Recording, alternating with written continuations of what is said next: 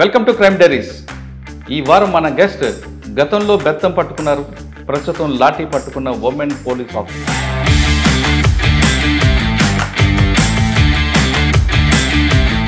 Best investigation women officer కూడా ఆవిడే.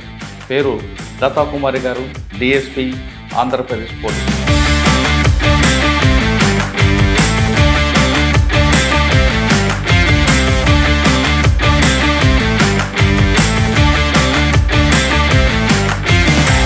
లతా కుమారి గారు టీచర్గా జీవితం ప్రారంభించి పోలీసు యూనిఫామ్ ఎందుకు వేసుకున్నారు? నేను శ్రీకాకుళం జిల్లా చెందినటువంటి అమ్మాయిని. ఒక వ్యవసాయదారుడు నుంచి పోలీస్ డిపార్ట్మెంట్కి వెళ్ళడానికి కంప్లీట్గా మా హస్బెండ్ నాకు సపోర్ట్ చేయడం వల్ల ఇబ్బంది లేకుండా డిపార్ట్మెంట్ని చూస్ చేసుకోవడం జరిగింది. బట్ పనిచేసిన 2.5 సంవత్సరాల్లో మీకు బాగా గుర్తుండిపోయిన సంఘటన చాలా జరిగింది. ఎస్టీ గారు ఇచ్చినటువంటి కంప్లైంట్ మేరకు ఒక రేప్ కేసు, ఎస్సీ పెద్ద అమ్మాయి, మైనర్ కాదు సార్. మేడం, మీకన్నా సీనియర్ డిపార్ట్మెంట్ ఆఫీసర్ మీరు వేశారు కదా, మీకు ఇబ్బంది రాలేదా? ఇబ్బంది ఏం లేదు సార్. మాకు అప్పుడు ఉన్నటువంటి మేడం, మీకు పెద్దాపురంలో బాగా గుర్తుండిపోయిన సంఘటన బ్యాంక్ కేసు. పత్తిపాడు ఎస్ఐ గారు ఫోన్ చేసి, మేడం అక్కడ బ్యాంకు, మన ఉత్తరకంచి బ్యాంక్ని ఎవరో కొట్టారు, దొంగతనం చేశారని చెప్పేసి. మేడం ఇది ఏదో గ్యాంగ్ వచ్చి చేసినట్లుగా ఉందని చెప్పేసి అంటే ఇప్పుడు ఒకవైపు డ్యూటీ, మరోవైపు ఫ్యామిలీ, రెండు ఇంపార్టెంట్. కొంచెం అయితే కష్టం అవుతుంది. బట్ ఏంటంటే సార్, లా అండ్ ఆర్డర్లో మాకు మా సుపీరియర్ ఆఫీసర్స్ మమ్మల్ని గైడ్ చేసేదైనా లేదైనా కొంచెం మమ్మల్ని పోలీస్ డిపార్ట్మెంట్కి వచ్చే అమ్మాయిలకు మీరు ఇచ్చే మెసేజ్? చక్కటి డిపార్ట్మెంట్ సార్ ఇది, చాలా హుందాగా ఉంటుంది. ఉమెన్ కమ్యూనిటీకి చేసేటటువంటి అలాంటి దీనికి పోలీస్ డిపార్ట్మెంట్ ఒక బెస్ట్ ఒక డిపార్ట్మెంట్.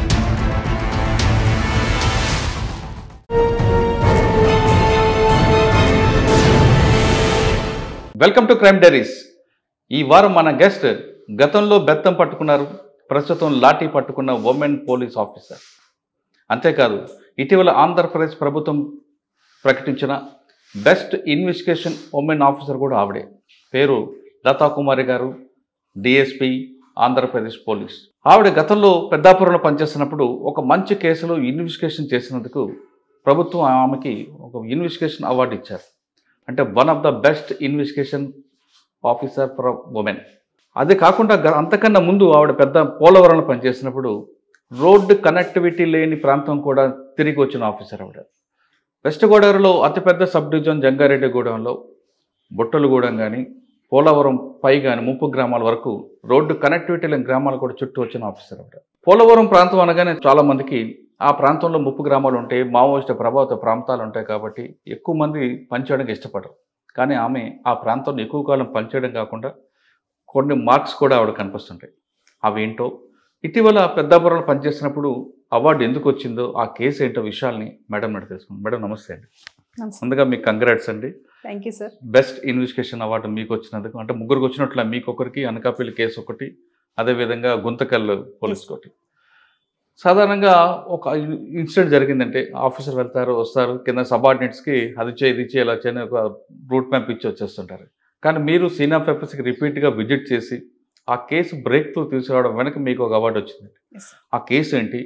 దాంతకన్నా ముందు పోలవరంలో పనిచేస్తున్నప్పుడు ఎవరు తిరగని ప్రాంతాలు కూడా, అంటే రోడ్డు కనెక్టివిటీ లేని ప్రాంతాలు కూడా మీరు, మీ డ్రైవరే, అంటే వీలైతే బస్సులుగా, అంటే జీపు కూడా వెళ్ళని ప్రాంతాలు కూడా తిరిగి అక్కడ ప్రజలతో మమ్మకవ్వడం, అదేవిధంగా 30 గ్రామాల కాలేజ్ చేయించడం ఒక పెద్ద టాస్క్ అని మీరు భుజాల మీద పెట్టుకుని రావడం. అన్నిటికన్నా ఇంపార్టెంట్, చంద్రబాబు నాయుడు గారు వచ్చినప్పుడు కూడా ఒక డిప్లొమాటిక్గా ఆ ఇష్యూని క్లోజ్ చేసి రావడం, పిఓ గారి ఇష్యూ, ఇవన్నీ ఉన్నాయండి. ఈ 2 ప్రశ్నలు సమాధానం చెప్పే ముందు, లతా కుమారి గారు టీచర్గా జీవితం ప్రారంభించి పోలీసు యూనిఫామ్ ఎందుకు వేసుకున్నారు? వేయడం వెనక ఉన్న వ్యక్తి ఎవరు? మీ కుటుంబ నేపథ్యం సార్ చెప్పండి. సార్, నేను శ్రీకాకుళం జిల్లా చెందినటువంటి అమ్మాయిని. ఒక వ్యవసాయదారుడికి పుట్టినటువంటి 4వ అమ్మాయిగా నేను పుట్టడం జరిగింది. మేము 5 అమ్మాయిలం. మా హస్బెండ్ గోపికృష్ణ గారు శ్రీకాకుళం జిల్లాకు చెందినటువంటి వ్యక్తే. ఆయన సెక్రటేరియట్లో సెక్షన్ ఆఫీసర్గా ప్రజెంట్ పనిచేస్తున్నారు. నాకు 2 అబ్బాయిలు. మా ఫాదరు వ్యవసాయం చేస్తుంటారు, మదర్ హౌస్ వైఫ్.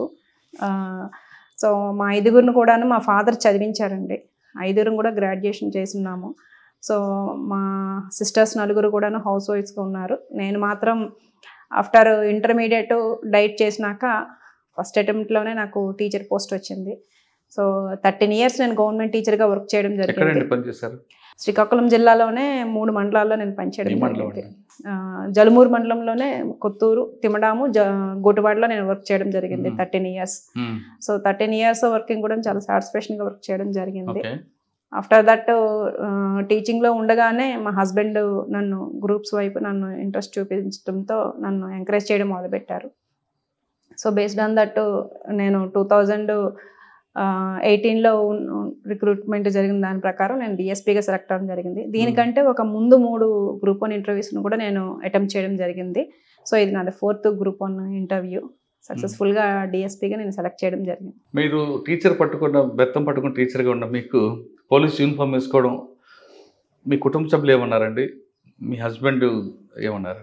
అంటే ఫాదర్ మదర్ అందరూ ఏమన్నారు? సార్ మాది నాన్నగారు వాళ్ళది వ్యవసాయదారుల ఫ్యామిలీ కాబట్టి కొంచెం పోలీస్ డిపార్ట్మెంట్ అనేటప్పటికీ అంతవరకు మేము ఎప్పుడు కూడాను పోలీస్ స్టేషన్కి కానీ వెళ్ళినటువంటి దాఖలాలు లేవు. సో బేస్డ్ ఆన్ దట్ మా నాన్నగారు కొంచెం భయపడ్డారు. బట్ మా హస్బెండ్ గారు వైపు చాలా ఎడ్యుకేషన్ ఉన్నటువంటి ఫ్యామిలీస్ సార్. సో మా మామయ్య గారు గెజిటెడ్ హెడ్గా రిటైర్ అయ్యి ఉన్నారు. మా హస్బెండ్ వాళ్ళ బావగారు రిటైర్డ్ డీజీ జార్ఖండ్ క్యాడర్ నుంచి. సో వాళ్ళకి పోలీస్ డిపార్ట్మెంట్ అనేది కొత్త ఏమీ కాదు. సో టీచర్ నుంచి పోలీస్ డిపార్ట్మెంట్కి వెళ్ళడానికి కంప్లీట్గా మా హస్బెండ్ నాకు సపోర్ట్ చేయడం వల్ల ఇబ్బంది లేకుండా నేను ఈ యొక్క డిపార్ట్మెంట్ని చూస్ చేసుకోవడం జరిగింది. ట్రైనింగ్ అయిన తర్వాత ఫస్ట్ పోస్టింగ్ ఎక్కడ వచ్చింది? ట్రైనింగ్ అయిన వెంటనే తెనాలిలో ప్రొబేషనరీ డిఎస్పీగా చేస్తున్నాను. ఆ తర్వాత నాకు పోలవరంలో నాకు పోస్టింగ్ ఇవ్వడం జరిగింది. 2.5 years అక్కడ సక్సెస్ఫుల్గా మా యొక్క ఆఫీసర్స్ సబార్డినేట్స్ తాలూకా సహాయంతో నేను చాలా చక్కగా అక్కడ చేసేయడం జరిగింది. అంటే పోలవరం వచ్చిన తర్వాత పోలవరం అనేది ప్రాజెక్టు, పోలవరం పేరుతోనే అసలు మొత్తం వ్యవస్థ నడుస్తుంటుంది. పోలవరం రాగానే అంటే తెనాలి సబ్ డివిజన్లో అనేది కొంతకాలం పనిచేస్తుంటే పీస్ఫుల్ ఏరియాది. పోలవరం రాగానే ప్రాజెక్ట్ ఒకవైపు, ముంపు గ్రామాలు కట్ చేయడం ఒకవైపు, తర్వాత భద్రాచలం వైపు నుంచి వస్తున్న గ్రామాలు కలుపుకున్న ఒక ఇష్యూ, అదేవిధంగా అక్కడ మావోయిస్టు కొంచెం ఎఫెక్ట్ ఛత్తీస్గఢ్ బార్డర్ కనిపిస్తుంటుంది. ఇవన్నీతో పాటు ఇంకా మెయిన్ ఛాలెంజ్ ఇంకేమైనా వచ్చిందా మీకు ఈ సమస్యలతో పాటు? సార్ యాక్చువల్గా మీరు చెప్తున్నట్టు పోలవరం ప్రాజెక్టు, దాని చుట్టుపక్కల ఉన్నటువంటి ముంపు గ్రామాలు, అదేవిధంగా రోడ్డు కనెక్టివిటీ లేనటువంటి ప్రదేశాలకు కూడా క్రైమ్ సీన్లకు వెళ్ళడం, వీటన్నిటికంటే ముందు యాజ్ ఎ టీచర్గా నాకు అక్కడ ఎస్టీ పీపుల్, అదేవిధంగా వెనుకబడినటువంటి పీపుల్లో చాలామంది గ్రాడ్యుయేట్స్ అయ్యి కూడాను కాంపిటేటివ్ ఎగ్జామ్స్కి దూరంగా ఉండేవారు. సో అప్పటి ఎస్పీ గారు అయినటువంటి రాహుల్ దేవ్ శర్మ గారు నాకు చాలా బాగా కోఆపరేట్ చేసి గిరినేస్తం అని చెప్పి మేము ఒక ప్రోగ్రాం పెట్టాం సార్. సో సార్ తాలూకా ఆర్థిక సహకారంతో మేము ఆ ప్రోగ్రాం ద్వారా సుమారు 7.5 లక్షల రూపాయలు పుస్తకాలని మేము ఎస్ఐ మరియు కానిస్టేబుల్కి సంబంధించినటువంటి పుస్తకాలని మేము మొత్తం 7 మండలాల్లో ఉన్నటువంటి ముంపు మండలాలు 7 మండలాల్లో ఉన్నటువంటి ఎస్టీ పీపుల్కి, ముఖ్యంగా ఎస్టీ స్టూడెంట్స్కి ఇవ్వడం జరిగింది.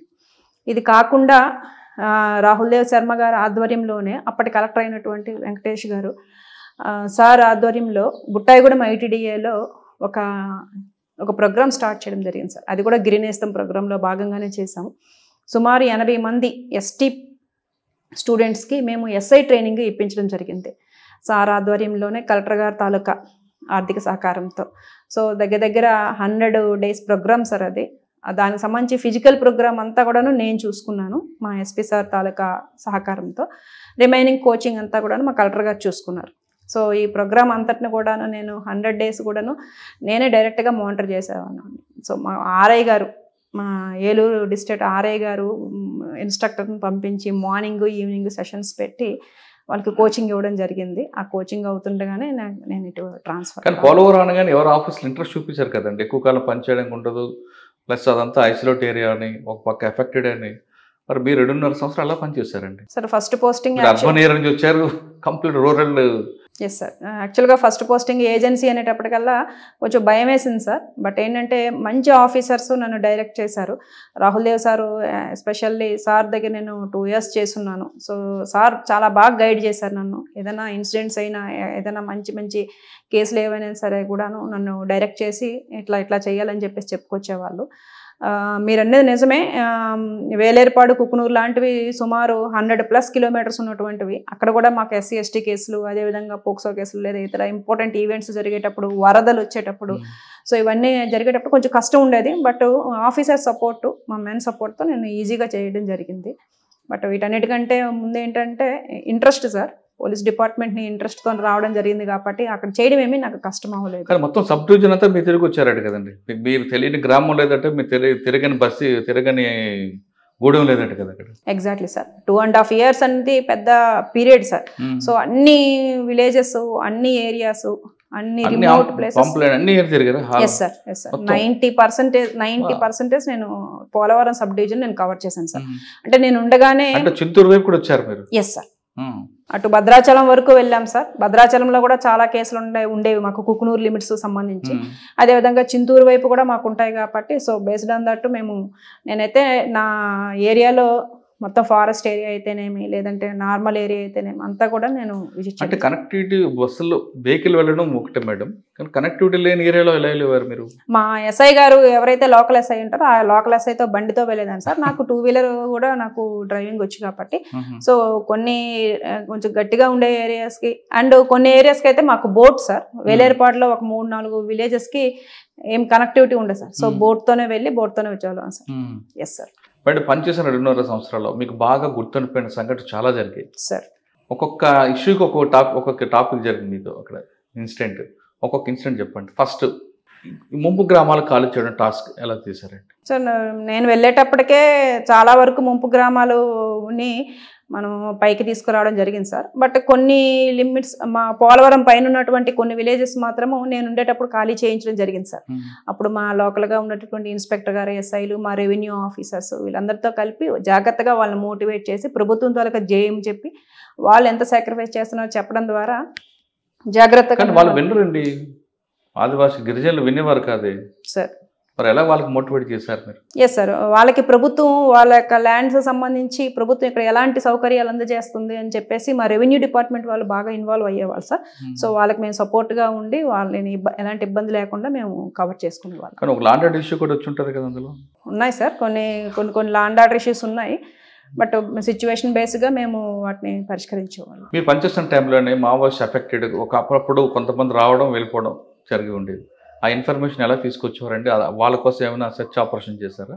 సార్ యాక్చువల్గా మా కుకునూరు, వేలేరుపాడులో ఎలాంటి మావోయిస్టులకు సంబంధించినటువంటి డైరెక్ట్గా ఇన్వాల్వ్మెంట్ ఏమి ఉండేది కాదు సార్. బట్ ఏంటంటే పాత సంఘటనలను ఆధారంగా చేసుకొని ఆ రెండు మండలాలు మనకి తెలంగాణ నుంచి మనకి మెర్జ్ అయినటువంటి మండలాలు కాబట్టి నేనైతే మాత్రం విలేజ్ వైజ్ యంగ్స్టర్స్తో బాగా కనెక్ట్ అయ్యి ఉండేవాను సార్. ఏదైనా ఇన్ఫర్మేషన్ వచ్చినా, కొత్త వాళ్ళు ఎవరు వచ్చినా మాకు ఇన్ఫర్మేషన్ నాకు వచ్చేది. ఎందుకంటే కుకునూరు, వేలేరుపాడులో మనకి ఎక్కువగా మిరప పంట ఉంటుంది సార్. సో ఆ సీజన్లో కూలీలు తెలంగాణ నుంచి వచ్చేవాళ్ళు, కొన్నిసార్లు కూలీలు వచ్చేవాళ్ళు. అదేవిధంగా మా ప్రాజెక్ట్లో పనిచేసేటటువంటి వాళ్ళు ఎవరు వచ్చినా, కొత్త పర్సన్స్ ఎవరు వచ్చినా కూడా నాకు యంగ్స్టర్స్ నుంచి నాకు ఇమీడియట్గా ఫోన్స్ వచ్చాయి సార్. కరెక్టే మేడం. కానీ అక్కడ ఆ భావజాలం వైపు వెళ్ళే వాళ్ళు కొంతమంది ఉంటారు సార్. వాళ్ళు అటువైపు వెళ్లకుండా ప్రజల వైపు ఉండడానికి, ప్రభుత్వం వైపు ఉండడానికి మీరేం చేశారు? దానికి అనుగుణంగానే ప్రవేశపెట్టినటువంటి కార్యక్రమమే గిరినేస్తం ప్రోగ్రామ్ సార్. గిరినేస్తం ప్రోగ్రాంలో భాగంగా మేము పుస్తకాలు ఇవ్వడం జరిగింది. కార్యక్రమాలని మేము కోచింగ్ సెంటర్ని కూడా ITDAలో స్టార్ట్ చేయడం జరిగింది. ఇది కాకుండా మేము విలేజ్ వైజ్ నేను కొంతమందితో నేను ఇంటరాక్ట్ అయ్యేవాళ్ళం సార్. ఎక్కువగా మెడికల్ క్యాంప్స్ మేము పెట్టాం. ఒక 5-6 మెడికల్ క్యాంప్స్ నేను 2.5 yearsలో నేను ఒక 5-6 మెడికల్ క్యాంప్స్ నేను పెట్టడం జరిగింది. ఈవెన్ వేలేరుపాడులో కూడా మేము మెడికల్ క్యాంపులో పెట్టడం జరిగింది సార్. లోకల్గా ఉండేటటువంటి ప్రైవేట్ హాస్పిటల్స్ అవన్నీ. ఇది కాకుండా మా ఈ అమరవీరుల దినోత్సవం సంబంధించి కూడాను బ్లడ్ని మా యొక్క స్టాఫ్ ద్వారా కలెక్ట్ చేసి లోకల్గా ఉండేటటువంటి మా సిహెచ్సి బుట్టాయిగూడలో ఉంటున్న సిహెచ్సికి మేము ఇవ్వడం జరిగేది సార్. జంగారెడ్డిగూడలో ఉండే అవి కాకుండా ప్రభుత్వ పథకాలు వాళ్ళ వరకు వెళ్ళేవి వెళ్ళేవి సార్. రెవెన్యూ వాళ్ళు వెళ్ళేటప్పుడు కొంచెం మాకు ఏదైనా ఎస్కార్ట్ అవసరమైనా లేదంటే లోకల్గా ఉండేటటువంటి ప్రజాప్రతినిధి వెళ్ళి ఏదైనా చేయాలనుకున్నా కూడా మేము వెళ్ళి ఎస్కార్ట్ చేస్తున్న క్రమంలోనే వాళ్ళతో పాటు మేము కూడా వాళ్ళని మోటివేట్ చేయడం జరిగేది సార్. పోక్సో కేసులు కనిపిస్తుంటాయి, ఎస్సీ ఎస్టీ కేసులు కనిపిస్తుంటాయి, వాటికి సంబంధించిన మీకు గుర్తున్న కేసు చెప్పండి. సార్ స్కూల్ కూడా ఒకటి అయినట్టుంది కదండి, ఒకటి రెసిడెన్స్ స్కూల్లో ఒకటి. ఎస్ సార్, నేను వచ్చిన తర్వాత జరిగింది సార్ అది. ఇది బుట్టాయిగూడెం సార్. అంత ముందు కూడా జరిగినట్లు చాలా కేసులు ఉంటాయి. ఎస్ సార్, ఇంపార్టెంట్గా అయితే మేము ఉన్నటువంటి ఏరియా అంతా ట్రైబ్ ఏరియా కాబట్టి చాలా వరకు కొంచెం లిటరసీ అదేవిధంగా అవేర్నెస్ తక్కువ కాబట్టి పోక్సో కేసెస్ అనేవి రిజిస్టర్ చేయడం జరిగేది.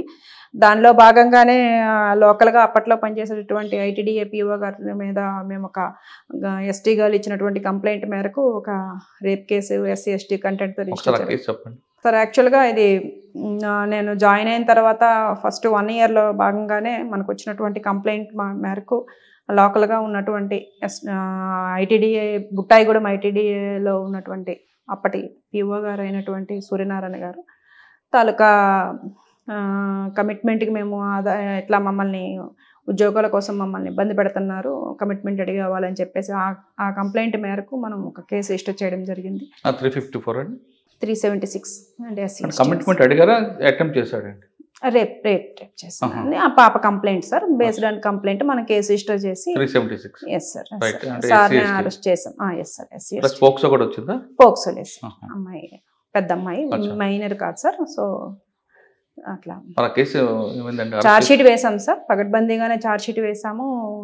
ఇన్వెస్టిగేషన్ కూడా ప్రాపర్గా చేయడం జరిగింది సార్. చేసి చార్జ్ షీట్ వేసాం. మేడం మీకన్నా సీనియర్ డిపార్ట్మెంట్ ఆఫీసర్ మీద వేశారు కదా, మీకు ఇబ్బంది రాలేదా? ఇబ్బంది ఏం లేదు సార్, మాకు అప్పుడు ఉన్నటువంటి మా ఆఫీసర్ గారు సపోర్ట్ చేయడంతో నేను జాగ్రత్తగానే కేసు రిజిస్టర్ చేసి చేయడం. అంతేకాకుండా మీకు పక్కన గోదావరి బోటు ప్రమాదం, దాంట్లో మీకు ఎన్ని గంటలకు ఇన్ఫర్మేషన్, మీ యాక్షన్ ఎలా ఉంది, మీ రోల్ ఏంటి అక్కడ? సార్ నేను వెళ్ళక ముందే జరిగినటువంటి ప్రమాదం సార్ అది. నేను ఆ ప్రమాదం జరిగినటువంటి ఒక 1 ఇయర్ తర్వాత నేను వెళ్ళడం జరిగింది. కానీ దాని ఇంపాక్ట్ కనిపిస్తుంటుంది. ఎస్ సార్, కనిపిస్తుంటుంది సార్. సో ఎప్పుడు మేము గోదావరి సంబంధించి ఏమైనా రివర్ సైడ్ ఉన్నటువంటి విలేజెస్కి మేము విజిట్ చేస్తున్నా వాళ్ళకి ఆ సంఘటన మాత్రం గుర్తు చేస్తుంటాం సార్. ఎందుకంటే గోదావరి మనకి కొత్త, వాళ్ళకి కొత్త కాదు అనేటటువంటి భ్రమలో ఉంటారు. కానీ ప్రాజెక్ట్ కట్టిన తర్వాత దాని యొక్క డిఫరెంట్ వే అనేది మారుతుంది కాబట్టి వాళ్ళని అవేర్ చేయాల్సిన బాధ్యత మనకు ఉంటుంటుంది సార్. సో రెగ్యులర్గా నేను ప్రాజెక్ట్ విజిట్ చేస్తున్నప్పుడు దగ్గరగా వచ్చేటటువంటి ఈ ఫిషర్మెన్ ఎవరైనా ఉంటే వాళ్ళని వార్న్ చేయడం, ఇలా దగ్గర రాకూడదు, డిఫరెంట్గా ఉంటుంది ఓడి అని చెప్పేసి వాళ్ళని అవేర్ చేస్తూ ఉండేవాళ్ళం సార్.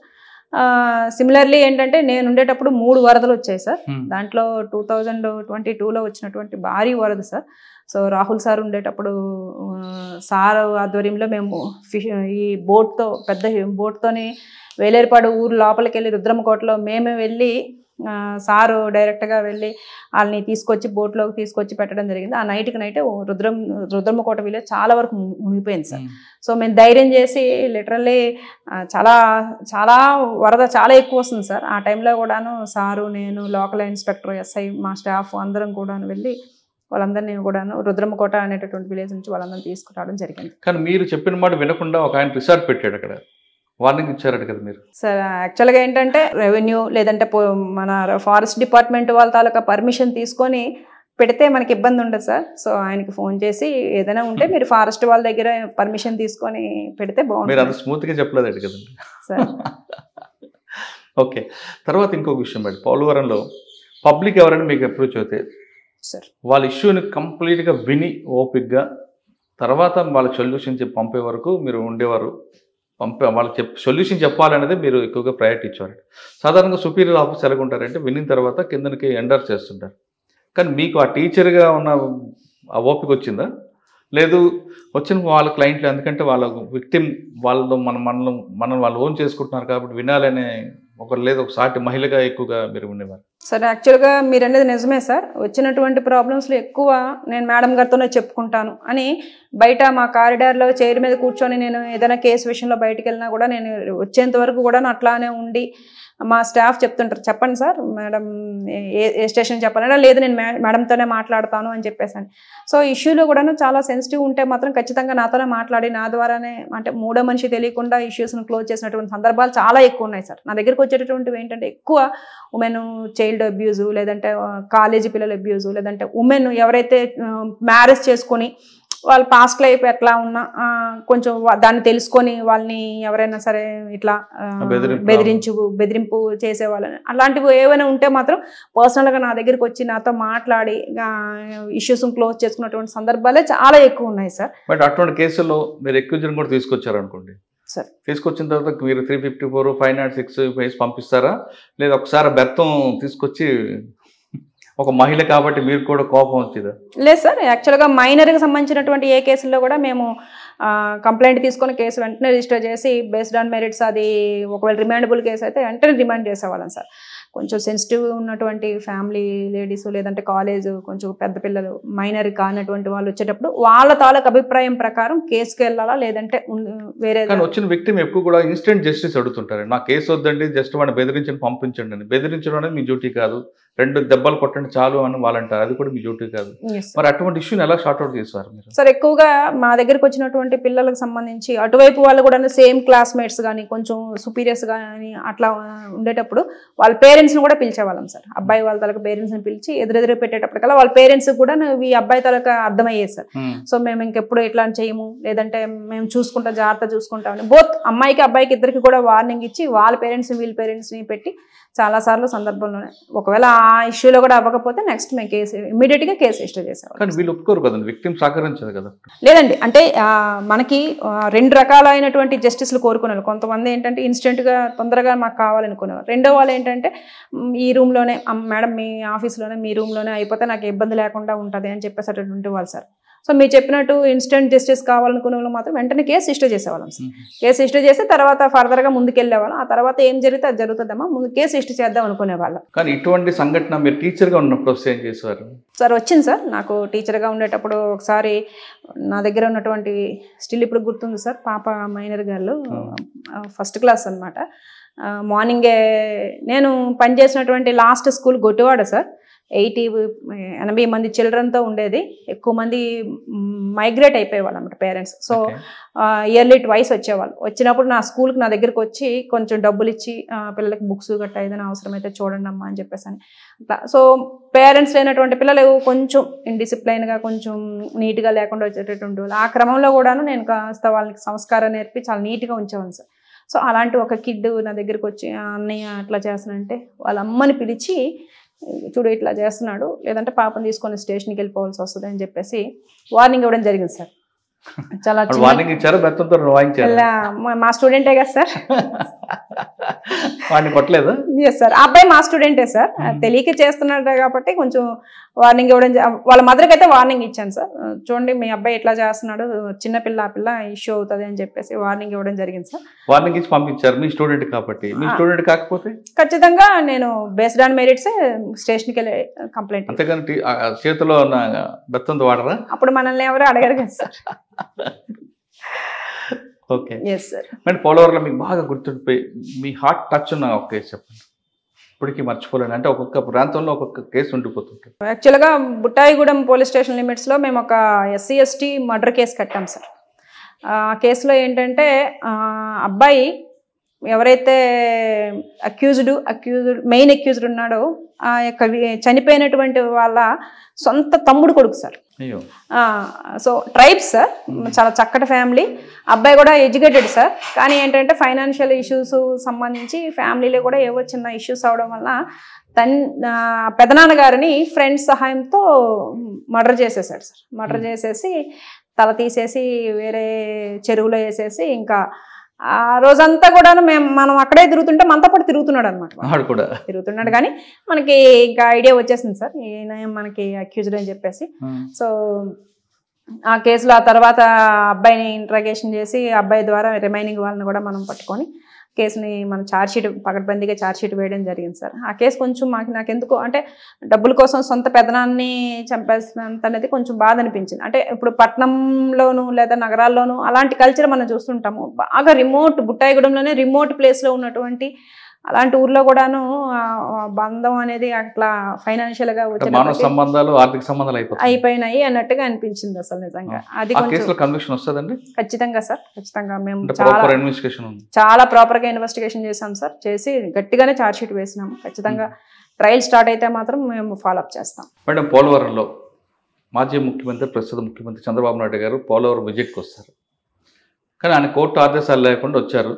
మేము ఆఫీసర్లు అందరూ అడ్డుకున్నారు. కానీ మీరు ఆ ఇష్యూని చాలా సింపుల్గా ఒక అరగంట ఆయనతో మాట్లాడి ఆయనకి ఇబ్బంది లేకుండా ఆఫీసర్లకి ప్రాబ్లం లేకుండా షార్ట్అవుట్ చేస్తారు. ఎలా చేస్తారు? ఎస్ సార్, మా లోకల్ మా ఎస్పీ సార్ తాలూకా ఆధ్వర్యంలోనే ఈ కార్యక్రమం జరిగింది సార్. రాహుల్ దేవ్ శర్మ గారు ఇచ్చినటువంటి డైరెక్షన్స్ ప్రకారమే మేము కార్యక్రమం చేయడం జరిగింది. ఆయన చెప్పడం కాదు, మీరేం చేశారు చెప్పండి. ఎస్ సార్, యాక్చువల్గా చంద్రబాబు నాయుడు గారు అంటే అప్పట్లో ఆపోజిట్ లీడర్గా ఉన్నప్పటికి కూడాను ఆయనకున్నటువంటి సెక్యూరిటీ అనేది హై సెక్యూరిటీ. మేమున్నటువంటి పోలవరం ప్రాజెక్ట్ అయితేనేమి, పోలవరం ప్రాజెక్ట్కి జస్ట్ 7 నుంచి 10 కిలోమీటర్స్ దూరంలో మనకి చింతూరు ఉంటుంది, ఇటువైపు ఏమొచ్చి ఏటపాక ఉంటుంది, మరి కొంచెం ఇటు వచ్చేటప్పటికల్లా వరరామచంద్రాపురం ఉంటుంది. సో అన్నీ కూడాను మనకి మావోయిస్ట్ ఎఫెక్టెడ్ విలేజెస్. సో అప్పటికే ఆయన మీద మావోయిస్టులు అటాక్ చేసి ఉండడం వలన హై సెక్యూరిటీ నేపథ్యంలో అక్కడ నుంచి మన పోలవరం టౌన్ నుంచి, పోలవరం ఊరు నుంచి ప్రాజెక్ట్కి వెళ్ళేటటువంటి సుమారు 10 కిలోమీటర్స్ అంతా కూడాను మనకి బాగా అరణ్యంలాగా ఉంటుంది సార్. సో సెక్యూరిటీ అయినా ఏదైనా ఇవ్వడం అనేది ముందస్తుగా మనకు సార్ మనకి ఇన్ఫర్మేషన్ ఇచ్చుంటే ఖచ్చితంగా చింతూరు, ఏటపాక, వరరామచంద్రపురము, అదేవిధంగా భద్రాచలం అదంతా కూడాను మేము మన స్పెషల్ పార్టీలు ఉంచి మనం ఇక్కడ సార్ని అలౌ చేయాల్సి ఉంటుంది సార్. ఇది హై సెక్యూరిటీ పర్సన్స్ ఎవరైనా పోలవరాన్ని విజిట్ చేసేటప్పుడు మనం మన యొక్క ప్రొసీజర్ అది ఖచ్చితంగా సార్. అంటే సార్ ఉండేటటువంటి పరిస్థితి కొంచెం సెన్సిటివ్ కాబట్టి సార్ ఉండే టైం కంటే ఒక 2 days ముందు నుంచే మనం ఏరియా డామినేషన్ చేయించాలి సార్ మన స్పెషల్ పార్టీస్తో. సో ఆ రకమైనటువంటి స్పెషల్ పార్టీస్ ఏవి కూడా పైన లేకపోవడం, అదేవిధంగా ఉండేటటువంటి ప్రదేశం కూడా హై సెన్సిటివ్ ప్రదేశం ఉండడం వల్ల సార్కి మేము ఉన్నటువంటి ప్రస్తుత పరిస్థితి సార్కి నేను ఎక్స్ప్లెయిన్ చేయడం జరిగింది సార్. సార్ చాలా చక్కగా అర్థం చేసుకున్నారు, మాకు సపోర్ట్ చేశారు. ఆ రోజు ఆ కార్యక్రమం అంత జాగ్రత్తగా జరిగిపోయింది సార్. తర్వాత మళ్ళీ వచ్చారు కదండి? ఆ తర్వాత వచ్చున్నారు సార్. మొన్న నేను ఇక్కడ పెద్దాపురం వచ్చిన తర్వాత సార్ వచ్చారు. Yes sir. ఓకే. పోలవరం నుంచి తర్వాత ఎక్కడికి వచ్చారు మేడం? పెద్దాపురం సార్. పెద్దాపురం, గోదావరి గజలు వచ్చారు. Yes sir. ఓకే మేడం, ఇక్కడ రాకానికి మెయిన్ ఛాలెంజ్ పెద్దాపురం అనగానే గతంలో ఒక నేమ్ ఉండేది సార్. ఆ నేమ్ని ఒక లేడీ ఆఫీసర్ ఎలాగ దాన్ని ప్యాచప్ చేసుకొచ్చారండి? ఎందుకంటే ఇక్కడ పనిచేసి ఇక్కడ పుట్టిన అమ్మాయిలు కూడా పెళ్లి కాకుండా రోజులు ఉండేవి గతంలో. పెద్దాపూర్ అమ్మాయి అంటేనే వేరే మీనింగ్ చేసేవారు. ఆ పేరు క్రమేపీ తగ్గింది అనుకో, పూర్తిగా తగ్గింది కాదనట్లేదు, కానీ ఎక్కడో ఒక మచ్చ కనిపిస్తుంటుంది. ఎస్ సార్, మీరు చెప్పింది నిజమే సార్. గత చరిత్ర అంతా కూడాను పెద్దాపురంది ఒకవైపు మాత్రమే మనకు కనిపిస్తుంటుంది. అయితే ప్రభుత్వ చర్యలు, ప్రభుత్వం ఇచ్చినటువంటి తర్వాత కల్పించినటువంటి మనకి ఏదైనా సరే వాళ్ళకి ఉపాధి పథకాలు, అదేవిధంగా మా యొక్క డిపార్ట్మెంట్ వైపు నుంచి నిరంతరము వాళ్ళ మీద చేసినటువంటి దాడి చేసి కేసు కట్టడాలు ఇవన్నీ చేయడం ద్వారా ఇప్పుడైతే మాత్రం 90%, 99% తగ్గిపోయింది సార్. దాన్నే వృత్తిగా నమ్ముకున్న వాళ్ళైతే మాత్రం పెద్దాపురంలో లేరు సార్. ఒకవేళ ఉండి ఏదైనా పాత వాసనలు ఏమైనా ఉండి ఏదైనా ఉన్నా కూడా మనకి ఇన్ఫర్మేషన్ వచ్చిన వెంటనే మేము రైడ్ చేసేయడం. దీనికి అనుగుణంగానే నేను వచ్చిన వెంటనే ఫస్ట్ నేను విజిట్ చేసినటువంటిది మన ఎంఆర్ఓ గారిని, లోకల్ ఇన్స్పెక్టర్, లోకల్ అసైన్ పట్టుకొని ఆ విలేజెస్ ఆ యొక్క ఏదైతే వాడ ఉందో ఆ ఏరియా అంతా విజిట్ చేయడం జరిగింది సార్. మా లోకల్గా ఉన్నటువంటి ఒక వీధి ఉంటుంది కదా madam? Yes sir. High profile లాగా ఉంటుంది, కాస్ట్లీ ఇల్లు ఉంటాయి. Yes sir. నేను ఏంటంటే నైట్ రౌండ్స్ చేసేటప్పుడు కూడాను నేను ముందు చెప్పకుండా, ముందు ఇన్ఫర్మేషన్ ఇవ్వకుండా, ఈవెన్ డ్రైవర్కి కూడా చెప్పకుండా పలానా ఆ పేరు ఉన్నటువంటి వీధిలోకి వెళ్ళండి అని చెప్పేసి అంటే వెళ్ళి డోర్ నాక్ చేసేవాళ్ళం సార్. నాక్ చేసి ఇంకా రెగ్యులర్గా ఇంకా ఎవ్రీడే నేను కానీ, మా ఇన్స్పెక్టర్ కానీ, మా ఎస్ఐ కానీ ఎవ్రీడే ఆ వీధులు చెక్ చేయడము, ఆ హౌసెస్ని చెక్ చేయడము, వాళ్ళతో మాట్లాడడము, వాళ్ళని అవేర్ చేయడము, వాళ్ళు ఈ ఇంపాక్ట్ ఎట్లా ఉంటుందని చెప్పడం, ఎలా రెగ్యులర్గా అయితే మేము ఆ వీధితోని ఆ ఏరియాతో మాత్రం టచ్లో ఉన్నాను. ఎక్కువగా నేను నైట్ రౌండ్స్లో మాత్రం ఖచ్చితంగా నేను ఆ వీధిని టచ్ చేసి ఆ ఇల్లులు మీరు ఏవైతే చెప్తున్నారో ఆ ఇళ్ళల్లో ఒక 4-5 ఇళ్ళైనా టచ్ చేసి చెక్ చేసుకుని నేను వచ్చేది. ఎప్పుడైనా దొరికారండి ఎవరైనా? లేదు సార్, నాకైతే అంటే గతంలో పనిచేసిన ఆఫీసర్లు ఇక్కడ అదేవిధంగా ఆ వీధిని మార్చాలని, ఆ వీధిలో వాళ్ళకి ఉపాధి కల్పించాలని ట్రై చేశారు. ఎప్పుడైతే పోలీసు వస్తారో లోపల వాళ్ళకి వేరే షెల్ఫ్లు ఉంటాయి. గతంలో పనిచేసిన ఆఫీసర్ వెళ్ళినప్పుడు ఒక డ్రెస్సింగ్ టేబుల్ కనిపిస్తుంది, డ్రెస్సింగ్ టేబుల్ కొడితే లోపల నుంచి కింద మెట్లు ఉంటాయి, అలా దాచిపెట్టే సంగతి కూడా ఉంది. అప్పుడు మీకు కనిపించింది? లేదు సార్, మీరు చెప్పినటువంటి ఎక్స్పీరియన్సెస్ మా హెడ్ కానిస్టేబుల్స్, మా ఏఎస్ఐలు నాకు స్టోరీస్గా చెప్పేవాళ్ళు. సో నేను ఇంకా అట్లాంటిది ఏదైనా జరుగుతుందేమో అని చెప్పేసి యాజ్ ఎ ఉమెన్గా కొంచెం జెంట్ ఆఫీసర్తో పోల్చుకుంటే నేను తొందరగా చచ్చుకుపోయేదాన్ని సార్. సో వెళ్ళి ఇంకా వాళ్ళు వస్తున్నారా లేదా అని ఏం లేకుండా నేనే వెళ్ళి మొత్తం చెక్ చేసుకొని మా ఉమెన్ కానిస్టేబుల్స్ వాళ్ళని, పాతగా ఉండేటటువంటి ఉమెన్ కానిస్టేబుల్స్ వాళ్ళని తీసుకొని వెళ్ళి మీరు చెప్పినట్టుగానే అవంతా చెక్ చేసేవాళ్ళు. బట్ ప్రెజెంట్ అయితే అట్లాంటి మూమెంట్ ఏమీ లేదు సార్. కానీ ఒక ఆయన ఉన్నాడు, ఆయన మీద మర్డర్ కేసు కూడా ఉంటుందండి, దొరికాడు? అవును సార్, సన్నీ ఉన్నాడు ఇప్పుడంటే? ఉన్నాడు సార్, ఆయన ప్రెజెంట్ అయితే ఇంకా కంట్రోల్లోనే ఉన్నాడు సార్. ఇప్పుడు వచ్చినటువంటి కొత్త ఎస్పీ సార్ కూడా బాగా కంట్రోల్గా పెట్టడం జరిగింది. మేడం, వాళ్ళు ఆ కుటుంబాలన్నీ మీరు అన్నట్లుగా నిజంగానే తగ్గేందండి, దానికి నమ్మాల్సిందే ఎవరైనా సార్. 99% లేదు, ఎవరో 1% ఎక్కడైనా ఉంటుంది, అది ప్రతి ఊర్లో ఉన్నలాగానే మనం చూడాలి. ఈ 99% ఒకప్పుడు విలాసవంత జీవితం మనం దించి ఇప్పుడు పరిస్థితి ఎలాగుందండి? అంటే నేను వచ్చిన తర్వాత నేను విజిట్ చేసినటువంటి విలేజెస్లో చాలా వరకు కూడాను హౌసెస్లో నాకు ఎక్కడ కూడాను యంగ్స్టర్స్ ఎవరు కనిపించలేదు సార్. ఈమె అప్పుడు చేసేదంట, ఈమె అప్పుడు చేసేదంట అని మా స్టాఫ్ చెప్పేవాళ్ళు. అట్లాంటి వాళ్ళు తప్పిస్తే నాకు యంగ్గా కనిపించేవాళ్ళు లేదా 30 yearsలో కనిపించేవాళ్ళు. అట్లా ఒకరిద్దరు కనిపించినా వాళ్ళు ఆల్రెడీ వేరే ఉపాధి కార్యక్రమాల్లో ఉండడం జరిగింది సార్. సో మీరు చెప్పిన దాని ప్రకారం అయితే మాత్రం ఇదివరకు అయితే వాళ్ళు విలాసవంతమైనటువంటి గొప్ప జీవితం గడిపి ఉండొచ్చు. ప్రజెంట్ అయితే నార్మల్ లైఫ్లోనే ఉన్నారు సార్. నేను ఆ వృత్తిని మనం కించపరచడం కాదు కదండి, ఒక కుటుంబం ఆర్థిక పరిస్థితి, పిల్లలు పోషించడానికి ఒక మహిళ పనిచేస్తుంది, కానీ ఏదో డబ్బు సంపాదించాలని విలాసం కోసం చేసేవాళ్ళు చాలా తక్కువ మంది ఉంటారు. దాని మీదే డిపెండ్ అయ్యి డబ్బులు సంపాదించేవారు వేరే వాళ్ళు ఉంటారు, వాళ్ళు పీటా కేసులు పెడుతుంటారు. ఈ సెక్టర్ కాకుండా కింద మనం ఎవరైతే గ్రౌండ్ ఉన్నారో తన ఒళ్ళు అమ్ముకొని పిల్లలు పోషణ కోసం చేస్తుంటారు, వాళ్ళ పరిస్థితి ఎలాగుందండి? మీరు చెప్తున్నటువంటి రకంలో ఉండేటటువంటి వాళ్ళు ఎవరు నాకు ఈ 1.5 yearలో తారసపడలేదు సార్. కేవలం అదే వృత్తి చేసి పిల్లల్ని పోషించాలనేటువంటి పరిస్థితి అయితే అప్పుడు ఉండేదేమో కానీ సార్, ఇప్పుడైతే ప్రభుత్వ పథకాలు అయితేనేమి, లేదా ఉద్యోగాలు అయితేనేమి, లేదా ఇతర వ్యాపార కార్యక్రమాలు, SHG గ్రూప్స్, ఇవన్నిట్లో కూడా వాళ్ళు సభ్యులుగా ఉంటున్నారు కాబట్టి మీరు చెప్పిన పరిస్థితి ఇప్పుడైతే ఉండకపోవచ్చు. వాళ్ళ మీద డిపెండ్ అయ్యే ఒక బ్యాచ్ ఉంటుందండి, చెప్పిన పీటా బ్రోకర్ వాళ్ళు ఉన్నారండి. ఖచ్చితంగా సార్, మేము కేసు కట్టేటప్పుడు వీళ్ళని విక్టిమ్స్గా పెట్టి వాళ్ళ మీద మేము ఎక్కువగా కేసులు కడుతుంటాం కాబట్టి వాళ్ళ ప్రభావం అయితే బాగా తగ్గింది సార్. తగ్గిందండి.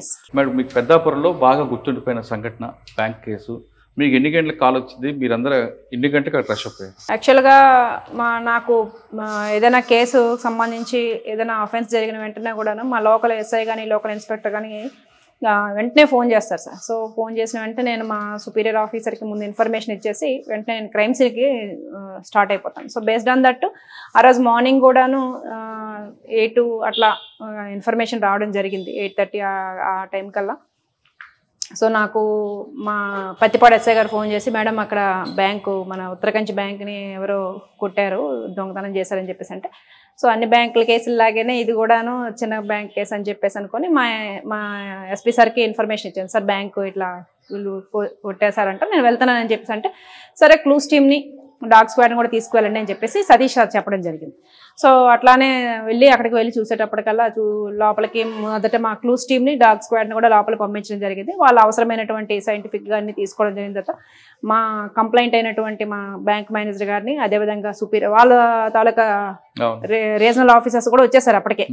సో వచ్చేసినాక వాళ్ళని పట్టుకొని మేము లోపలికి వెళ్ళిన తర్వాత లోపల జరిగిన బేబస్సులను చూసి ఇంకా మా బ్యాంక్ మేనేజర్ గారు ఎస్టిమేషన్ ఎంత ఉండొచ్చు అంటే ఆయనేమో crores rupees చెప్పేటప్పటికల్లా ఇంకా ఇదేదే చిన్న కేసు కాదనుకొని అంటే ఎస్పీ సార్కి మేము చెప్పడం జరిగింది. సార్ ఇది తక్కువ అమౌంట్ కాదు సార్, ఇది crores rupeesలో ఉన్నట్టుంది అంటే సార్ వెంటనే వచ్చేసినారు. సార్ కూడాను సార్ తాలూకా 3 ప్రొబేషనరీస్ ఉన్నారు, ఒక IPS ప్రొబేషనరీ, 2 ప్రొబేషనరీ DSPs, మొత్తం 3 పట్టుకొని అదేవిధంగా రిమైనింగ్ కొంతమంది ఆఫీసర్స్ని పట్టుకుని నాలెడ్జ్ ఉన్నటువంటి IT కోర్ వాళ్ళని పట్టుకొని వచ్చేయడం జరిగింది. సో కేసు కోసం సంబంధించి లోపల ముందు సార్ దగ్గర మేనేజర్ గారి దగ్గర కంప్లైంట్ తీసుకొని లోపలికి వెళ్ళి చూస్తే మనకి ఆక్సిజన్ సిలిండర్స్, అదేవిధంగా మామూలు గ్యాస్ సిలిండర్స్, ఇతర ఎక్విప్మెంట్ చాలా ఉందన్నమాట అక్కడ. సో చూడగానే మా యొక్క ఆఫీసర్స్ ఏమంటున్నారంటే లోకల్గా ఉండేటువంటి వాళ్ళు, మేడం ఇది ఏదో గ్యాంగ్ వచ్చి చేసినట్లుగా ఉందని చెప్పేసి అంటే మన CCTNSలో చెక్ చేయడం జరిగింది. ఇలాంటి అఫెన్సెస్ మనకి చుట్టుపక్కల ఉన్నటువంటి జిల్లాల్లోనూ రాష్ట్రాల నుంచి జరిగితే చెక్ చేసేటప్పటికి మనకి బేదర్లో జరిగింది, అదేవిధంగా తెలంగాణలోను, ఆసిఫాబాద్లోను, మన భద్రాద్రి కొత్తగూడెం జిల్లాలో కూడా మనకు జరిగింది. సో ఆ వెంటనే ఆ ఇన్స్పెక్టర్స్తోని, ఆ SHOస్తోని, అదేవిధంగా ఆ యొక్క DSPస్తో మాట్లాడి CD ఫైల్స్ అన్నీ కూడా మేము సాఫ్ట్ కాపీలు తీసుకొచ్చి అందులో ఉన్నటువంటి వాళ్ళ అఫెండర్స్ అందరినీ కూడా మనం తీసుకురావడం జరిగింది. తీసుకొని వచ్చిన తర్వాత మనకు ఒక ఐడియా అయితే వచ్చింది, ఏదో నార్త్ గ్యాంగ్ ఏదో చేసింది అన్నట్లు మనకు ఒక ఐడియా వస్తుంది. సో మనకి బ్యాంక్ ఎదురుగానే ఒక చిన్న షాప్ ఉందన్నమాట, జ్యువెలరీ షాప్. ఆ జ్యువెలరీ షాప్లో చక్కగా ఒక CC క్యామ్ ఆయన బ్యాంక్ వైపు పెట్టి ఉన్నారు. బ్యాంక్లో లేదంటే బ్యాంక్లో ఉన్నాయి, కానీ ఆ గ్యాంగ్ ఏంటంటే మొదట ఏంటంటే బ్యాంక్లో ఉన్నటువంటి ఏదైతే ఆ యొక్క CC క్యామ్స్ ఉంటే వాటిని కట్ చేసేస్తారు. వాళ్ళ MOలో అది ఫస్ట్ పార్ట్ అన్నమాట. సో మనకి బ్యాంక్ ముందు ఉన్నటువంటి ఆ యొక్క షాప్లో ఉన్నటువంటిది చెక్ చేసినప్పుడు ఒక 6 మెంబర్స్తో ఉన్నటువంటి ఒక గ్యాంగ్ లోపలికి రావడం జరిగింది. వాళ్ళతో పాటు రకరకాల ఎక్విప్మెంట్స్, ఆక్సిజన్ సిలిండర్స్ నీట్గా మనకి కనిపిస్తున్నాయి, నీడల్లో కనిపిస్తున్నాయి. సో మనకి క్లియర్ కొంతమందితో కూడినటువంటి గ్యాంగ్ వచ్చి రాబరీ చేసింది అని చెప్పేసి మనకి ఒక ఐడియా అయితే వచ్చిందనమాట. So next based on that మనం కొన్ని టీమ్స్ని ఏర్పాటు చేయడం జరిగింది. మొత్తం కేసు ఇన్వెస్టిగేషన్ అంతా కూడాను SDPO పెద్దాపురంగా నేను చేసినప్పటికి కూడాను మొత్తం డైరెక్షన్ అంతా కూడాను మా SP సతీష్ కుమార్ ఆధ్వర్యంలోనే జరిగింది. సో టీమ్స్ని ఏర్పాటు చేసి కొంత టీంని ఉత్తరప్రదేశ్ని, కొంత టీంని వెస్ట్ బెంగాల్, కొంత టీంని మహారాష్ట్ర పంపించడం ద్వారా, అదేవిధంగా లోకల్గా కూడా ఇన్ఫర్మేషన్ సేకరించి అత్యద్భుతమైనటువంటి ఇన్వెస్టిగేషన్ని మా SP సతీష్ కుమార్ గారి ద్వారా మేము చేయడం జరిగింది. బేస్డ్ ఆన్ దట్ చాలా వరకు అమౌంట్ని మేము లీడ్ ఎక్కడ వచ్చిందండి మీకు? CC కెమెరాలు దొరికింది. Yes sir. మీకు ఫర్దర్ ఇన్వెస్టిగేషన్ అక్కడ అది ఒకటే సరిపోదు కదా? Yes sir. యాక్చువల్గా ఏంటంటే మనకి ఎన్ రూట్లో ఉన్నటువంటి CC కెమెరాస్ అన్నింటిని కూడా చెక్ చేసుకునే క్రమంలో ఏంటంటే మనకు అక్కడ ఉన్నటువంటి మధ్య మార్గంలో ఉన్నటువంటి ఒక స్మాల్ ఇండస్ట్రీలో MH రిజిస్ట్రేషన్తో ఉన్నటువంటి ఒక కారు ఉందన్నమాట, XUV కార్. ఆ MH రిజిస్ట్రేషన్తో కారు ఎప్పుడైతే ఉందో అది రిమోట్ ఏరియా. ఉత్తరగంజ్ అనేది మనకి పత్తిపాడు హైవే నుంచి చాలా రిమోట్ ఏరియా. అలాంటి రిమోట్ ఏరియాలో మనకి MH రిజిస్ట్రేషన్తో కారు ఉండేటప్పటికి మనకి సస్పీషియస్గా అనిపించింది. ఇదే కార్ని లీడ్గా తీసుకుంటూ మనం పత్తిపాడు, అదేవిధంగా కిర్లంపూడి, అదేవిధంగా దివిలి, సామర్లకోట వరకు మనం CC కెమెరా వెరిఫై చేసుకుని వస్తే ఆ కారు సామర్లకోట టౌన్ వరకు వచ్చి సామర్లకోట టౌన్తో ఆగిపోయింది అనమాట. సో ఆగిపోయినటువంటి ఏరియాను మనం చెక్ చేసుకున్నప్పుడు ముస్లిం ఏరియా అయ్యిందనమాట. సో అప్పటికే మనకి రకరకాల పోలీస్ స్టేషన్స్ నుంచి మన ఫొటోస్ని తీసుకొచ్చాం, అదేవిధంగా టవర్ డంప్ అక్కడ తీసుకున్నాము. ఈ క్రమంలో ఏంటంటే ఈ ఫొటోస్ని, ఈ కార్ని మనం చూపించుకుంటూ ఆ ముస్లిం ఏరియాలో, ఆ యొక్క సామర్లకోట ముస్లిం ఏరియాలో మనం వస్తున్నప్పుడు అక్కడ చికెన్ షాప్ యజమాని ఈ కార్ ఇక్కడే 4 days నుంచి ఉంది అని చెప్పేసి కన్ఫర్మ్ చేశాం. ఇందులో మనం ఫొటోస్ చూపిస్తున్నాం, డిఫరెంట్ మనం చూపిస్తే ఈడు నిన్న లేదా మొన్న మా దగ్గరికి చికెన్ కొనడానికి వచ్చాడు, ఇతనితో పాటు ఇంకోళ్ళు ఉన్నారు, ఇంకొక 6 ఉన్నారు, ఇగోండి ఈ ఇంట్లోనే రెంట్కి తిన్నారు, ఒక 5-6 days నుంచే ఉన్నారు ఇక్కడ అని చెప్పి మనకు ఒక గొప్ప లీడ్ మాకు సామర్లకోట పోలీస్ స్టేషన్ లిమిట్స్లో ఉన్నటువంటి ఆ ముస్లిం ఏరియా నుంచి రావడం జరిగింది. సో అక్కడ నుంచి లీడ్ తీసుకొని ఆ ఇంటి ఓనర్ ఎవరైతే మనకి రాజమండ్రిలో ఉంటారు, ఇంటి అసలు ఓనరు, ఆ పక్కన ఉన్నటువంటి ఓనర్కి కీస్ ఇవ్వడం జరిగింది. ఆ ఇంటి ఓనర్ గారు మనకి ఇచ్చినటువంటి లీడ్ ద్వారా మనం రిమైనింగ్ ఈ ఆక్సిజన్ సిలిండర్స్ ఎక్కడి నుంచి దొంగలాడారు, అదేవిధంగా వీళ్ళు థెఫ్ట్ చేసి ఎక్కడే వెళ్ళారు అని చెప్పేసి మనం టవర్ అనాలిసిస్, అదేవిధంగా IT కోరల ద్వారా సహకారంతో, అత్యంత ముఖ్యంగా ఏంటంటే ఇతర రాష్ట్రాల పోలీసులు ఎవరైతే మనకి Karnataka police, Uttar Pradesh police, west Bengal, Maharashtra police వీళ్ళందరూ కూడాను మనకి ఉన్నత స్థాయిలో మా SP గారు చేసినటువంటి కృషి మూలంగా వాళ్ళందరూ కూడాను మా సహకారం అందించి మాకు ఈ యొక్క కేసులో మ్యాక్సిమం రికవరీ ఉండేలా చూస్తాం. మనకి వీళ్ళు 2 టీమ్స్ అండి, 2 గ్రూప్స్ ఉన్నారు. కొంతమంది ఏమొచ్చి మహారాష్ట్ర వాళ్ళు, కొంతమంది ఏమొచ్చి ఉత్తరప్రదేశ్ వాళ్ళు. వీళ్ళిద్దరు కలిపి ఇక్కడికి వచ్చారు. ఇక్కడ ఎందుకు షెల్టర్ ఇచ్చారు వాళ్ళు? షెల్టర్ ఇక్కడ ఇది ముస్లిం ఏరియా సార్. అందులో మ్యాక్సిమం పర్సన్స్ లీడ్ చేసేటటువంటి వ్యక్తి ముస్లిం పర్సన్. సో మనకి సామర్లకోట అనేది డిస్ట్రిక్ట్ హెడ్ క్వార్టర్లో ఉన్నటువంటి రైల్వే స్టేషన్. సో వాళ్ళు MO ఏంటంటే ఈజీగా ఎక్కడ నుంచి ఎస్కేప్ అయ్యేటటువంటి రూట్లు కూడా చెక్ చేసుకుంటారు. So as a district head quarter railway station కాబట్టి ఇక్కడ నుంచి ఈజీగా ఎస్కేప్ అవ్వచ్చు అని చెప్పేసి వాళ్ళు ఏంటంటే ఏదైనా బ్యాంక్ ఎంచుకునేటప్పుడు దానికి నియర్ బై టౌన్స్లో వాళ్ళు షెల్టర్ తీసుకుంటారు. ఈ పాయింట్ నాకు లక్ష్మీనగర్ పోలీస్ స్టేషన్ SHO గారు కూడా చెప్పడం జరిగింది. సో చుట్టుపక్కల ఉన్నటువంటి టౌన్స్, ఈ లాడ్జెస్ అన్ని చెక్ చేయండి మేడం గారు, అదేవిధంగా వాళ్ళు ముస్లిమ్స్ కాబట్టి ముస్లిం ఏరియాస్ కూడా మీరు చెక్ చేయండి, మీకు ఒక ఐడియా వస్తుంది అని చెప్పేసి చెప్పడం జరిగింది. సో బేస్డ్ ఆన్ దట్ మనం లీడ్ తీసుకుంటూ CC కెమెరా లీడ్ తీసుకుంటూ వచ్చేటప్పుడు సామర్లకోట ముస్లిం ఏరియాలో మనకు పరిచయాలు గతంలో ఉందా వాళ్ళకి? లేదు. లేదు. అందులో A1 గా ఉన్నటువంటి వ్యక్తి మాత్రం ఇదివరకు మండపేట టౌన్ లో పాప్కార్న్ బిజినెస్ చేసేవాడు 1.5 year 2 years. ఇక్కడ బ్యాంక్ ఉంది అనే విషయం వాళ్ళకి ఎలా తెలిసిందండి? వాళ్ళు ఏంటంటే రిమోట్ ఏరియాల్లో ఉండేటటువంటి SBI ని టార్గెట్ చేసుకుంటుంటారు. సో ఈ రకంగానే మనకి లక్ష్మీనగర్ పోలీస్ స్టేషన్ అంటే భద్రాచలం అంటే అది కూడా బాగా రిమోట్ ప్లేస్. అన్ని కూడా SBI అంటే అన్ని SBI బ్యాంకులు ఎందుకు టార్గెట్ చేస్తున్నారు? సెక్యూరిటీ తక్కువ ఉంటుందన్నా? అంటే రిమోట్ ఏరియాలో ఉన్నటువంటి SBI ని ఎక్కువగా టార్గెట్ చేసుకుంటున్నారు. సో ఆ క్రమంలో ఏంటంటే సెక్యూరిటీ తక్కువ అవడం వలన, లేకపోతే వాళ్ళకి SBI లో క్యాష్ ఎక్కువ ఉంటది, లేకపోతే గోల్డ్. బ్యాంక్ సెక్యూరిటీ లేదా? ఆ బ్యాంక్ అయితే లేదండి. ఉదయం ఉంటదంట, ఉదయం అంతా ఒక సెక్యూరిటీ గార్డ్, ఈవినింగ్ ఉండదు, అవసరం లేదు, నైట్ అంటే సెక్యూరిటీగా ఉంటది అని చెప్పేసి వాళ్ళు లోపల చెస్ట్ అంతా కూడా నీట్ గానే ఉంటది అని చెప్పేసి వాళ్ళు పెట్టుకొని ఉంటున్నారు. వాళ్ళకి మరి నోటీస్ ఇచ్చారు నైట్ టైం కూడా పెట్టుకోమని? ఈ కేసు జరుగుతున్నప్పుడు ఇది అండర్ ఇన్వెస్టిగేషన్ లో ఉంటుండగానే మనకి రికవరీ అవుతున్న క్రమంలోనే ఈ బ్యాంకు రీజనల్ మేనేజర్ గారు ఒక మీటింగ్ పెట్టారు. SBI మేనేజర్స్ అందరూ కూడా వచ్చారు సార్. ఆ వచ్చినటువంటి రీజనల్ మేనేజర్స్ ఆధ్వర్యంలో జరిగిన మీటింగ్ లో ఉన్న ఫ్యాక్ట్స్ అని చెప్పడం జరిగింది వాళ్ళకి. మీ సెక్యూరిటీ సంబంధించి ఇట్లా లూప్ హోల్స్ ఉన్నాయి, మీరు జాగ్రత్త చేసుకోండి. వాళ్ళకైతే మా యొక్క డిపార్ట్మెంట్ నుంచి జెంటిల్ రిమైండర్ అయితే ఇవ్వడం జరిగింది. ఓకే మేడం, ఇదే తరహాలో ఇంకొక బ్యాంక్ కూడా జరిగింది కదా మీ దగ్గర? ATM కానీ జరిగింది? నేను ఉండేటప్పుడు అయితే మరి ఇంకేమీ జరగలేదు. నేను అక్కడ నుంచి పెద్దాపురం నుంచి వచ్చిన తర్వాత జరిగినట్లు. ఓకే, పెద్దాపురంలో ఆ కేసులో మీకు ఇన్వెస్టిగేషన్ చేసినందుకు గవర్నమెంట్ ఏపీ DGP గారు మీకు ఒక మెమోంటో అవార్డు ఇచ్చినట్టున్నారు, రైట్ అండి? పెద్దాపురం నుంచి మీరు బదిలీ అయిపోయారు, ఇంకెక్కడ పోస్టింగ్ రావచ్చు. కానీ ఏపీ పోలీసుల్లో మహిళలకి చోటు ఉంటుంది. ఎక్కడంటే పోలీసు అనగానే మహిళలకు రాదు, మగవారే ఇన్వెస్టిగేషన్లో పనికొస్తారు అన్నదానికి మీరు బ్రేక్ చేసి మగవారితో పాటు కూడా మహిళలు కూడా ముందుంటారని ప్రూవ్ చేశారు. కానీ ఒక అపోహైతే ఉంది, పోలీస్ స్టేషన్లు పోలీసుల్లోకి మహిళలకు పెద్దగా ప్రాధాన్యత ఉండదు, వెళ్తే చాలా కష్టాలు ఉంటాయి, నైట్ డ్యూటీలు ఉంటాయని, లేదా ఇంకా రకరకాల ఇష్యూస్ వస్తాయి, అవన్నీ వాస్తవం అంటారా? సార్ యాక్చువల్గా మెన్ ఆఫీసర్స్తో పోలిస్తే ఉమెన్ ఆఫీసర్స్కి ఆఫీస్ డ్యూటీస్తో పాటుగా ఫ్యామిలీ డ్యూటీస్ అనేటటువంటి సెకండ్ కూడా పార్లర్గా ఉంటుంది సార్. సో మాకు హస్బెండ్ పిల్లలు ఉంటారు. సో ఆ డ్యూటీ రెండు ఎలా మేనేజ్ చేస్తారండి? ఇప్పుడు ఒకవైపు డ్యూటీ, మరోవైపు ఫ్యామిలీ, రెండు ఇంపార్టెంటే.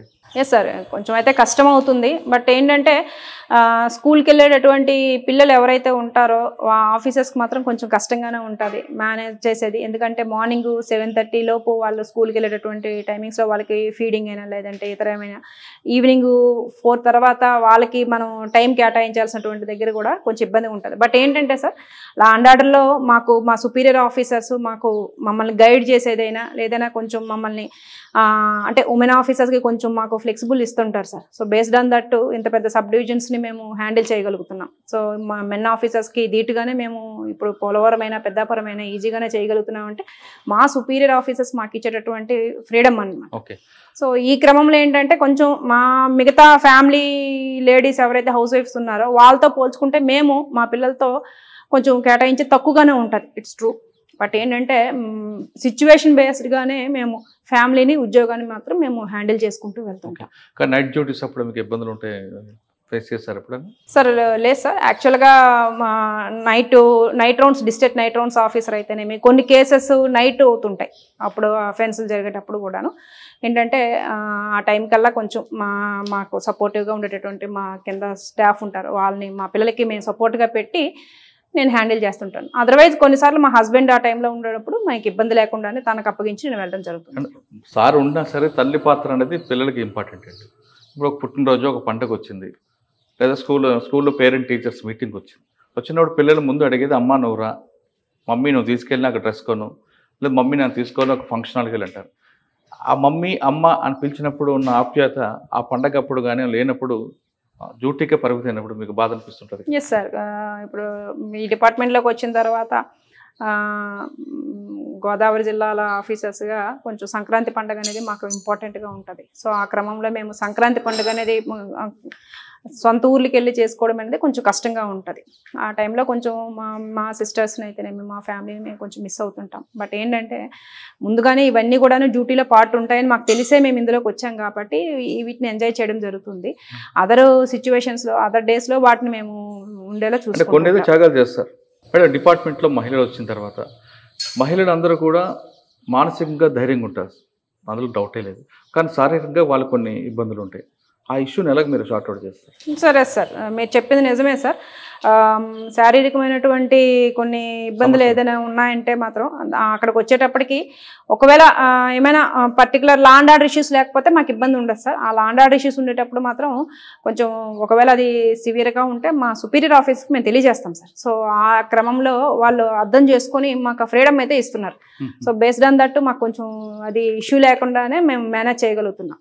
సో నైట్ రౌండ్స్ అయితేనేమి, లేదా కొంచెం 1 or 2 days అక్కడే స్టే చేసి ఉండేటటువంటి లా అండ్ ఆర్డర్ ఇష్యూస్ అయితేనేమి, అలాంటివి ఏమి వచ్చినా కూడాను మేము ఇబ్బంది లేకుండా ఉంటున్నాం. అంటే కొంచెం ఆ క్రమంలో మాకు ఆఫీసర్స్ సపోర్ట్ అయితే ఉంటుంది సార్. ఖచ్చితంగా ఈ డిపార్ట్మెంట్లో మాత్రం సుపీరియర్ ఆఫీస్ సపోర్ట్ మాత్రం ఉమెన్ ఆఫీసర్స్కి అయితే ఉంటుంది. రాబోయే క్రమంలో మెయిన్ ఛాలెంజ్ సైబర్ క్రైమ్ అండి. ఈ సైబర్ క్రైమ్ ఓవర్కమ్ చేయాలంటే డిటెక్షన్ బెస్ట్ అంటారా, ఇన్వెస్టిగేషన్ బెస్ట్ అంటారా, లేదు పబ్లిక్ అవేర్నెస్ బెస్ట్ అంటారా? సార్ ఫస్ట్ అయితే awareness better sir.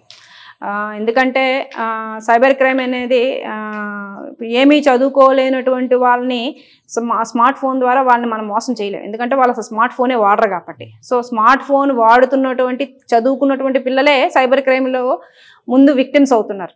So first నేను చేసేటటువంటి టైంలో ఏమైనా కాలేజెస్ స్కూల్స్ వెళ్ళేటప్పుడు మాత్రం ఫస్ట్ ఆఫ్ ఆల్ ఏంటంటే సోషల్ మీడియాని మీరు ఎంత యూజ్ చేసుకోవాలో అంత యూజ్ చేసుకోండి. రిమైనింగ్ అన్నెసెసరీ యాప్స్ని, అంటే ఫోను చేతిలో ఉంటే ఊరికే ఇట్లా తీసేదే తప్పిస్తే దాంట్లో మన కెరియర్కి ఏమైనా ఉపయోగపడేవి ఏమైనా ఉన్నాయనుకుంటే దాంతో పోల్చుకుంటే ఇలాంటి సోషల్ యాప్స్ అనేవి వాళ్ళకి పాపం ఎక్కువ ఇంట్రెస్ట్ చూపిస్తున్నారు. సో వాళ్ళకి లైవ్ ఎగ్జాంపుల్స్ నేను చూపిస్తుంటాను సార్. సో ఇదిగోండి ఈ కాలేజ్ అమ్మాయి ఇట్లా జరిగింది, ఈ కాలేజ్ అబ్బాయి ఇట్లా చేశాడు, లేదా ఈ చిన్న కిడ్ ఈ స్కూల్ కిడ్ ఇట్లా జరిగిందని చెప్పేసి live examples with videos, photos, మా యొక్క కేస్ డైరీస్ ఏవైతే ఉంటాయో వాటితోనే చెప్తే వాళ్ళు బాగా కనెక్ట్ అవుతారు.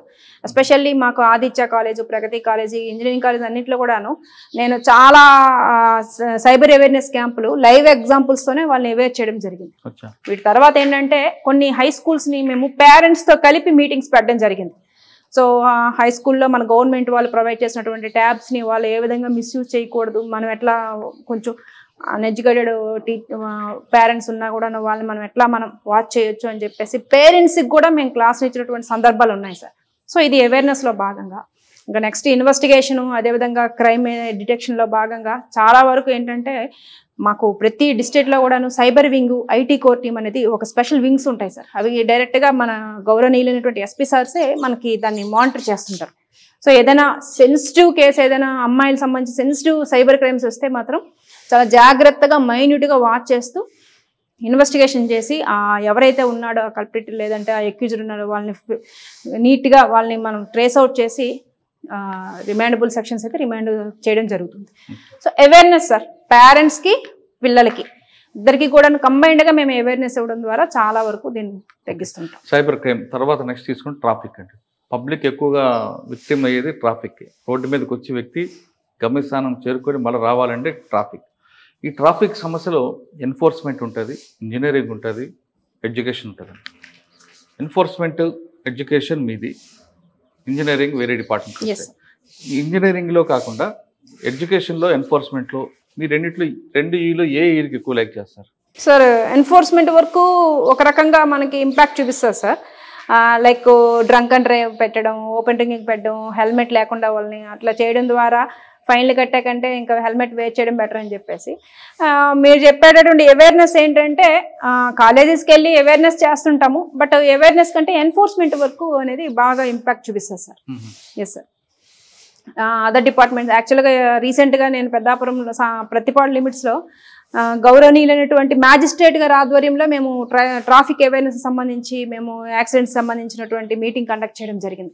అంటే డిఫరెంట్ వింగ్స్తో కోఆర్డినేషన్ అయ్యి వాళ్ళతో మీటింగ్ కండక్ట్ చేసి కొంచెం అవేర్నెస్ కల్పించడం ద్వారా కాస్త మేము ట్రాఫిక్ పట్ల మేము అవగాహన కల్పిస్తుంటాం. సార్ ఫైనల్గా చెప్పండి మేడం, పోలీస్ డిపార్ట్మెంట్కి వచ్చే అమ్మాయిలకు మీరు ఇచ్చే మెసేజ్ ఏంటి? ఎస్ సార్, చాలా చక్కటి డిపార్ట్మెంట్ సార్. ఇది చాలా హుందాగా ఉంటుంది, మంచి స్కేల్ ఉన్నటువంటి జాబు, అదేవిధంగా గౌరవం ఉంటుంది. మనం అనుకుంటే చేసేటటువంటి ఈ స్థాయిలో మనం అనుకుంటే మన వాళ్ళకి ఉమెన్ కమ్యూనిటీకి చేసేటటువంటి పనులు చాలా ఉన్నాయి సార్. అంటే ఒక స్థాయిలో ఉండి చెప్పేటటువంటి మాటలకు విలువ ఉంటుంది. సో ఆ యొక్క స్థాయిని ఉపయోగించుకొని మనలాంటి అమ్మాయిలు లేదా రిమోట్ ఏరియాస్ నుంచి వచ్చినటువంటి అమ్మాయిల్ని మనం అవేర్ చేయడం ద్వారా, అదేవిధంగా వాళ్ళని ఎడ్యుకేట్ చేయడం ద్వారా గుడ్ రిజల్ట్స్ వస్తాయి. అలాంటి దీనికి పోలీస్ డిపార్ట్మెంట్ ఒక బెస్ట్ ఒక డిపార్ట్మెంట్. సో యూనిఫామ్ అనేది చాలా మందికి ప్యాషన్ ఉంటుంది. యూనిఫామ్ విత్ లేడీ అంటే ఇంకా ప్యాషన్గా ఉంటుంది.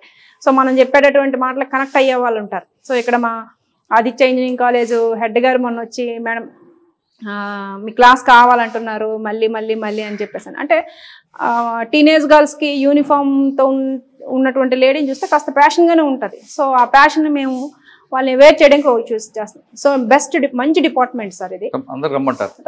ఇంకొక క్వశ్చన్ అంటే, మీరు టీచర్గా ఉన్నారు, మీ దగ్గర స్టూడెంట్స్, మీ స్టూడెంట్స్ కాకుండా వేరే స్టూడెంట్స్ ఈవిటీయింగ్ చేసిన 2 దెబ్బలు వేసేవారు.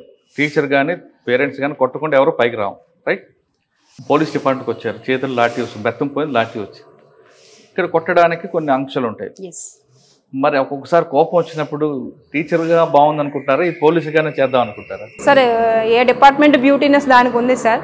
టీచర్ అనేది అదొక డిఫరెంట్ సెక్టర్.